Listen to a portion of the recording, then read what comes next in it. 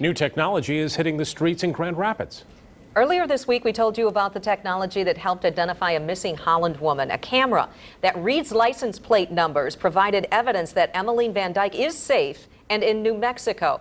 Now Grand Rapids is unveiling that same technology. 24-Hour News 8's Joe Lavergy talked with investigators about how they'll use the information.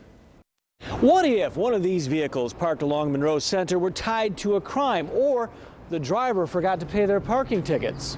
A single police officer has only so much time in their day to check license plates. On average, Grand Rapids officers check anywhere from 50 to 100 on a shift. It's a tedious but important task. Historically, I would have to stop. I'd have to manually enter the plate into the computer and wait for it to compare it to the lien database or the Secretary of State. The cameras on top of these GRPD patrol cars will allow that same officer to check up to 5,000 plates each shift. We told you about the $94,000 plate reading system when GRPD first tried them out this summer. As an officer drives down a street, the cameras capture plates on both sides as well as vehicles in the opposite lane.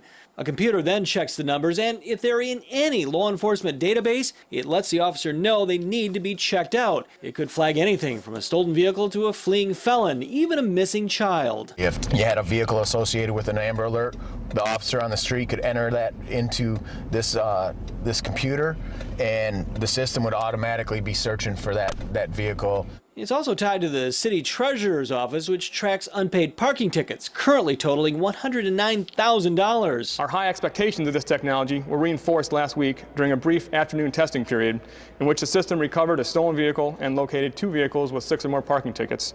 As for privacy issues, officers say they're still checking something that's in plain view. This just does it faster. What happens after the computers read the plates is another concern, especially if the information on a vehicle not involved in a crime is stored. GRPD will store the numbers for 1 year for situations such as a detective trying to match a plate with a location. And we do have a policy in place that restricts how searches can be made throughout the system, for what reason they can be made, and obviously only authorized personnel will have access to that database. The bill for the plate readers and other technology is being picked up by that 2010 income tax hike you voted on.